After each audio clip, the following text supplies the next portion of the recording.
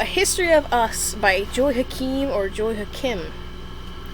Volume C. Chapter 48. War.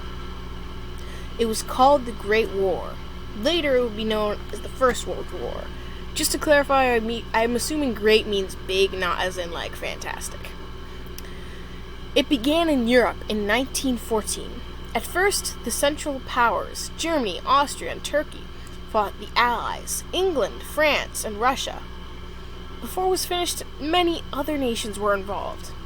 It was unnecessary, as most wars are, and came about because of national pride and the struggles of huge empires for power and territory and economic gain. Like the Civil War in America, it became ugly and it became hateful. 9 million men died, more than the whole population of New York City today. It left scars and wounds that refused to heal. It changed the fate of the world. But no one knew that when it started. In England, young men hurried to enlist, afraid the war would be over before they got a chance to fight. No one believed it would last long. Wilson called the war a quote-unquote distant event. He too thought it would be over soon. So this picture down here says German soldiers flee French artillery during the Battle of Verdun, one of the longest and most devastating battles in the history of modern warfare. That was a big miscalculation. World War I was worse than anyone could have dreamed. Many of those 19th century inventions, which people thought would prevent war, were turned to killing. Airplanes shot at each other overhead. Machine guns cracked their deadly staccato. Submarines ejected killer torpedoes, and poison gas turned men blind or unable to breathe. But the killing machines didn't seem to make much difference. It was men, huge armies of men, that determined the outcome. Armies of men dug themselves into trenches and shot at enemies in other trenches. Both sides fought on, stuck in bloody mud, for 4 years. They wasted a generation of young men. The United States had a vast Atlantic Ocean as a moat to keep it isolated from Europe's troubles. Washington and Jefferson had warned the nation to stay away from the Old World and its problems. Most Americans had no interest at all in Europe's fight. But America was now a world power. It became harder and harder not to be involved.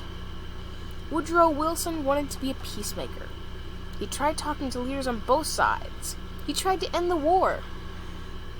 But Germany insisted on being given French and Polish land before it would stop fighting. French and Russia, which ruled most of Poland, wouldn't agree to that. Woodrow Wilson believed America should stay out of the battle. He wanted the nation not to take sides, but to remain neutral. He remembered the Civil War from his southern childhood. He knew how awful the effects of war could be. But when German troops marched on peaceful Belgium, many Americans became angry.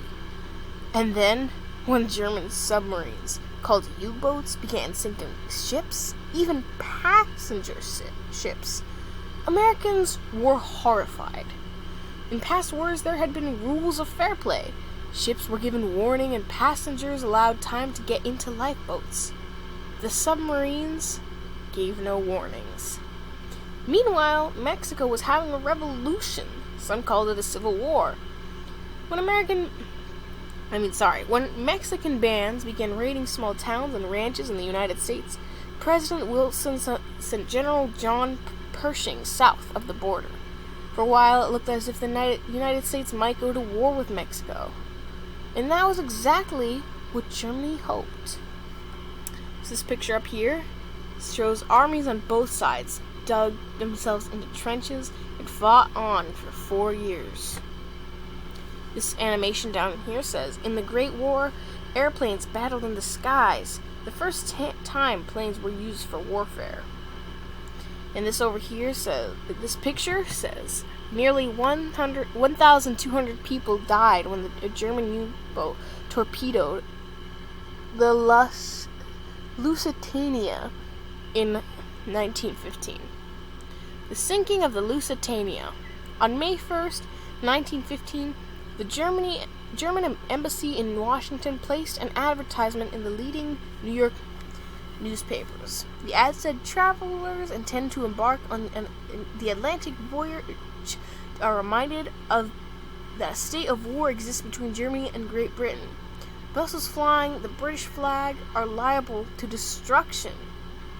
This warning was published next to an advertisement to a British passenger liner, the Lusitania, fastest and largest steamer in Atlantic service. The same morning, the luxurious Lusitania set sail for England for tourists, business people, and others who wanted to get to England. You couldn't go by plane then.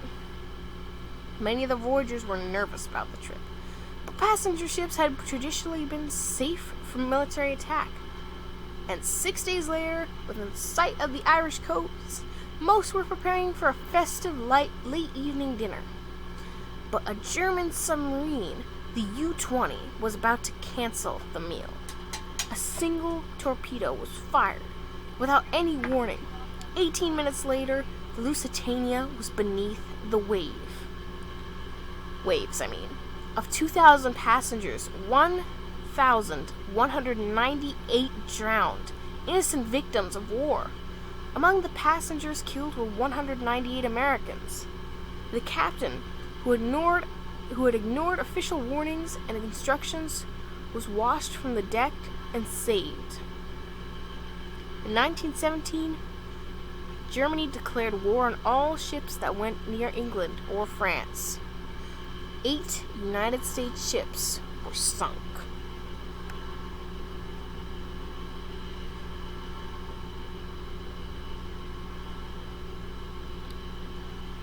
After more than 2 years, the war in Europe was eating soldiers and national economies and getting nowhere.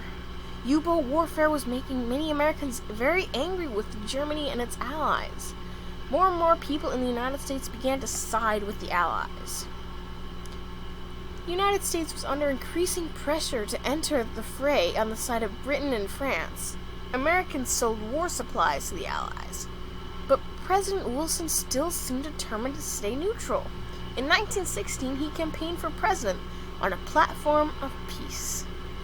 Then, on January 16, 1917, the German Foreign Minister, Arthur von Zimmermann, sent a telegram to Mexico City. Before it was read there, the telegram was intercepted by British intelligence and decoded by their astonishing cryptographers, or code readers. The Zimmermann telegraph, as the message is known, suggested an alliance between Germany and Mexico. It was a German plot to make Mexico fight against the United States. When they won the war, as Germany was sure they would, Germany would give Texas and New Mexico to Mexico as a prize for entering the war. On the night of March 31st, 1917, Woodrow Wilson got out of bed and took his portable typewriter to the south veranda of the White House. Mrs. Wilson brought him a bowl of milk and crackers from the kitchen. Then, in the quiet of early morning, the president typed out a message that was to become famous. It was a declaration of war. Wilson said our nation had no selfish aims, and it didn't. America didn't want territory. It had no gain for itself. The present German submarine warfare against commerce is a warfare against mankind. It is a war against all nations. We are accepting the challenge. The world must be made safe for democracy. On April 2nd, Wilson went before Congress and spoke his message. It was a fearful thing to lead this great, peaceful people into war, he said. Into the most terrible and disastrous of all wars, civilization itself seeming to be in the balance. But the right is more precious than peace, and we shall fight for the things which we have always carried nearest to our hearts, for democracy, for the right of those who submit to authority to have a voice in their own governments, for the rights and liberties of small nations, for a universal dominion of right by such a concert of free peoples as shall bring peace and safety to all. I'm not sure what it says. Oh, nations. And make the world itself at last free. The congressmen cheered and cheered, but not all of them. For 3 days, and a few impassioned congressmen attacked the president's decision. It would turn out that Wilson and the American people had been misled by propaganda.